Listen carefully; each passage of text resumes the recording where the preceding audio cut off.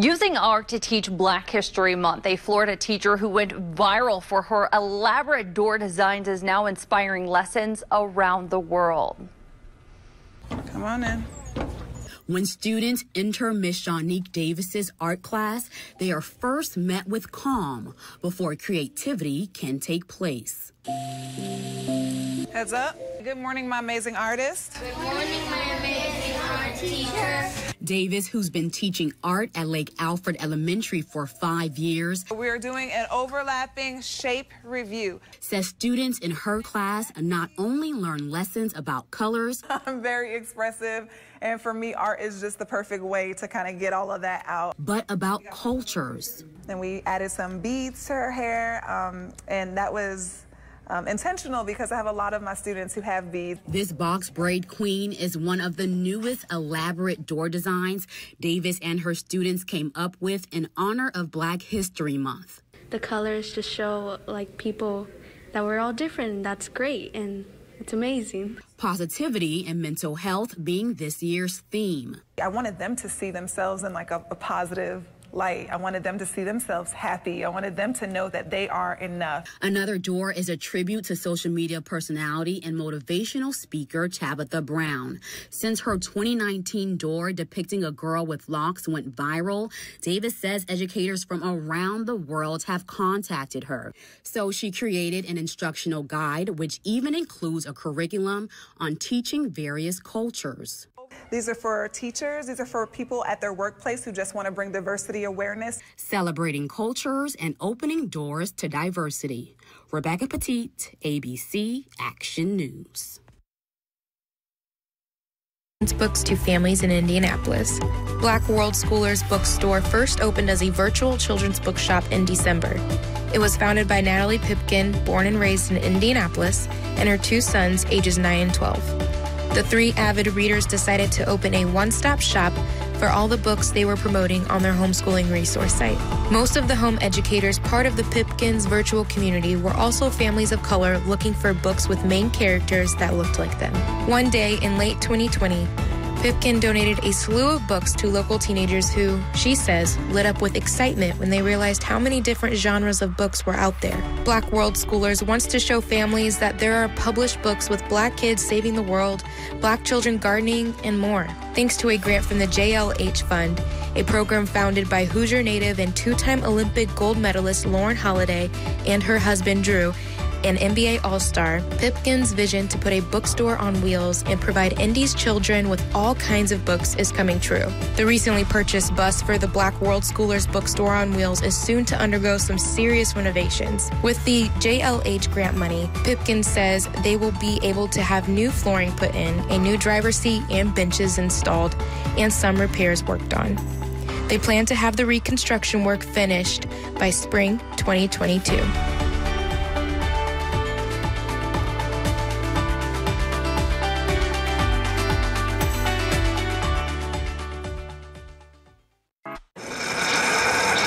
First no means I don't want to do it. You have to take the no's as well as the yeses. For Shayna Tate, entrepreneurship has always been deeply rooted within her family. My uncle owned his own paint company, and my aunt owned her own jewelry store. So it was a no-brainer when Tate wanted to start a business to call her own.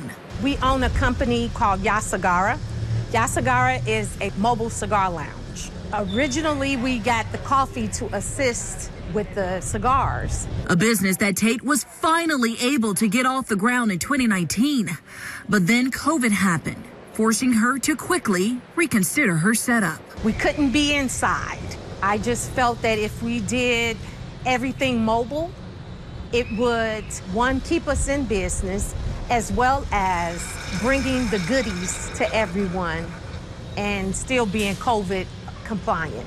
A general consensus for most business owners trying to stay afloat through COVID. But when the odds are already against you as a Black business owner. When the state did their disparity study, they said statewide they were down to 2% for African American businesses. That reality can be very discouraging. I think one reason is probably because we don't have second generation businesses. Quite often, you can do something if you have a mentor, somebody that can help you, somebody that can get you through the hurdles. And for second generation, third generation businesses, they have their family members, they build a rapport with vendors. Most of the time, not only are we first generation college students, we're first generation starting our business. Since the pandemic, the percentage of Black-owned businesses surged higher than ever before nationally, averaging nearly 380 out of every 100,000 Black adults becoming new entrepreneurs, according to census data from the Kaufman Foundation. Our other challenge is we spend our money with other people, so the dollar doesn't stay in the Black community for long. We all know that, maybe about 6 hours at the most.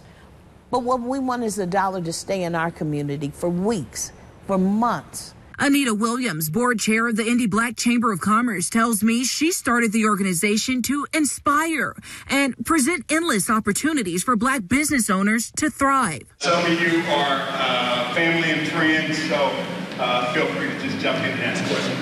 A vision that started small with now a waiting list to support the dreams to help generate Black dollars in the Circle City. The body butter, I have to melt it, and then I have to put it in the refrigerator and wait for it to dry. Willie Eaton came on board last year to work with the Indy Black Chamber of Commerce. Since then, he has been able to push his cosmetic line to greater heights. All my nieces and nephews, I have a lot. They all see me starting a business and growing a business and know that it's possible. So the next generation will have more entrepreneurs. We have more people owning their own businesses to show that we don't always have to work for someone. It was the kind of jaw-dropping performance the crowd had never seen. Zeb Powell out of Waynesville, North Carolina. And that coffin to backflip? That is crazy. Zeb Powell stealing the show at the 2020 X Games in Aspen, Colorado. Jumping and flipping his way right into fans' hearts. And guess what he gets? He gets some knocks! And a first-place win. What a moment for Zeb Powell making his X Games debut. But here's the thing. The rookie clutching the gold medal didn't even like snowboarding the first time he tried it. My teacher was mean, and she set me up backwards, too, so, none of it was appealing to me. For a while, he turned to skateboarding, but his raw talent on the snow could not be ignored. So he's always been flipping and turning, and he's always been on a board or something that will let him fly through the air. His parents, who adopted him at 5 weeks old, started sending him from his North Carolina home to snowboarding camp in Colorado. In a sport that traditionally is as white as the snow, Powell stood out. How many people were there doing this that looked like you? There might have been one other Black person on the mountain. Did you ever feel unwelcome in this sport? Luckily, no. I don't really have anything bad to say about anyone. But it isn't just that Zeb Powell is one of the few Black faces on the slopes. Sports commentator Salema Masakela has watched generations of snowboarders over 3 decades. He says the 22-year-old has game-changing skills he's never seen before. He's a jazz musician on a snowboard. He improvises. It's like, oh, this is a type of snowboarding, and this is an ability and an interpretation of the thing that is crazy and so artistic and spontaneous, but highly athletic, and also in the body of a young Black kid who grew up in North Carolina. Powell's first appearance at the X Games changed everything. He gained a ton of new followers and support on social media. Fans who maybe for the first time saw themselves. I heard a lot of them say they didn't even know that Black people snowboarded, which is crazy. Just coming from me, I never even thought about it like that. Powell is still getting used to all the attention and all the selfies. Oh my God! All right, so what's it like being recognized like that? That's always crazy. It's the man. I just kind of fully embrace it, Try to talk to everyone. But one thing he's sure of, he's using this new visibility to help make snowboarding much more diverse. I think the culture is it's so fun to be around. I love it. And you want to share that with people? Yeah, I think a lot of people will love it. Inviting as many as he can to a sport that historically hasn't been very inviting. Recreation and luxuriating in the outdoors was sort of one of the last safe spaces that were built mostly specifically for white people on the back end of segregation in this country. And so it's going to take a very long time for those things to change. A 10. Powell didn't place at this year's X Games, but his mom says what's important is that her son knows he has a gift. And you got to use it right and stay humble and give back. And so far, that's what he's done, which makes me extremely proud. Prouder than any medal he could ever win. It's exciting because he really does have an opportunity to be so much bigger than snowboarding and to be like an icon for the sport in opening up accessibility and possibility to what the slopes can look like. It's like, you know, growing up watching Jordan or Kobe or Serena, Tiger, and then to see it come along in a young black man in America it's just wildly powerful. For now, Powell says he'll be spreading the word through the videos he makes with his friends, hot dogging down the slopes and dropping into concrete canyons, making sure that even though he's one of the few black pro snowboarders, Zeb Powell is not going to be the last. Clayton Sandell, Newsy, Aspen.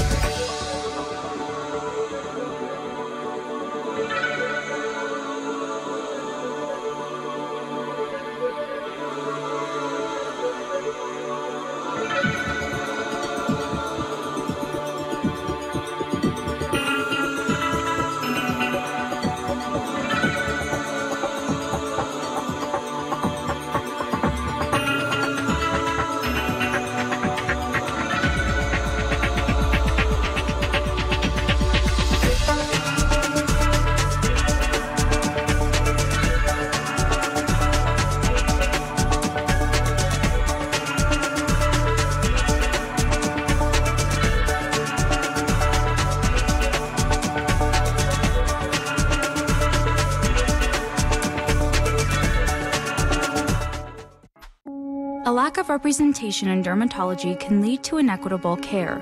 A dermatologist says focusing on the overall patient experience will help make a difference. There are so many voices in this community that a lot get unheard. Sharon King is the executive director of Vitiligo Community Network. It's a resource to help support the mental and emotional health of people living with vitiligo. Sharon was diagnosed with vitiligo when she was 12. Vitiligo is a condition that manifests in white patches on the skin and hair that can affect you at any age, affects any ethnicity, and currently affects over 2% of the world's entire population. She says being a vitiligan often comes with psychological issues. As a kid, she was teased and told she was ugly. When I was 12, when I got diagnosed with vitiligo, I really thought that it was because I wished to be white when I was younger so that the girls wouldn't make fun of me or my dark skin anymore. Like, I really thought that. She says her experience with the dermatologist didn't help her feel much better. She says he acted like it wasn't that big of a deal and was pretty adamant about her seeking treatment. The side effects scared me, and so I, declined. But I do remember him kind of pushing. After that experience, Sharon says she felt like dermatology wasn't for her. She didn't feel seen. Now she realizes the lack of representation of Black and brown people in dermatology. People are going to be less likely to seek medical attention if they feel like they're not represented or they're not going to get the right type of care. Dermatology is the second least diverse specialty, only behind orthopedic surgery. Dr. Jenna Lester is passionate about addressing the disparities people of color face in medicine. She's a dermatologist and the founding director of Skin of Color at University of California, San Francisco. The program focuses on patients of Black, Latin, Asian, and Indigenous ancestry. These patients are patients with skin like everyone else, but because of their skin tone, sometimes certain diseases are more difficult to identify and require specialized training, something that I also teach the residents here. Not only is there lack of representation in dermatologists, but Dr. Lester says there's a lack of representation in medical literature. She quantified the problem by counting photos in textbooks and found that there was a drastic underrepresentation of brown skin overall and an overrepresentation of brown skin in the chapters focused on sexually transmitted infections. What does that do to stigmatize the patients that you see? Do you automatically assume that someone who's Black can't get psoriasis because you've never seen it before, but someone who's Black can have syphilis because that's all you ever see in brown skin? These biases not only impact the psyche of people of color, but Dr. Lester says it can also lead to inequitable care. It could be a misdiagnosis. It could be a patient not disclosing everything that would be helpful to in order to arrive at the diagnosis. It could be a patient who doesn't ask questions because they don't feel like they have a place to do that. It could be a patient who's not open about expressing how the treatment that they're being offered is not something that would work for how they typically live their life. I'm thinking of like different treatments for the hair and scalp that we give that are probably okay for patients with straight hair, but for patients with afro-textured hair, it doesn't work. To instill change, both Dr. Lester and Sharon agree, people sharing their experiences can be powerful. Patients have ability to say, yeah, I've experienced that before. That is important to me too, and are able to bring those questions and conversations to the places where they get care. And they'd like to see doctors caring for the entire person, not just what they see on the outside. Hold that dermatologist responsible for having the correct resources and the correct connections to the support that you need that is outside of treatment, because it's just not a one-size-fits-all thing. I'm Elizabeth Ruiz reporting.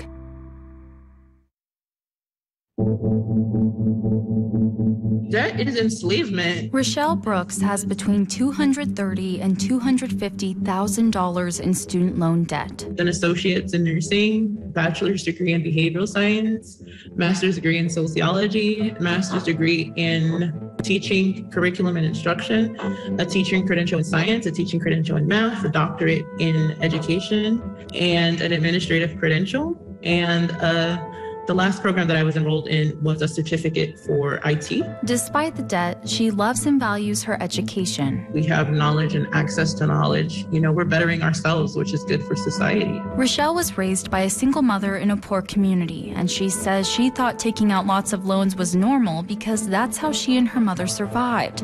So when it came time for school, there was no way out other than borrowing money from where I was in that moment. I didn't have any guidance. And I think that's common with first generation college students. There's really no blueprint. There's not a lot of people that know what you're doing. Now she's a single mother and principal. She's not making enough money to pay off her growing debt, but her situation isn't rare. Hi, my name is Jalil Mustafa Bishop. I'm assistant professor of education at Villanova University.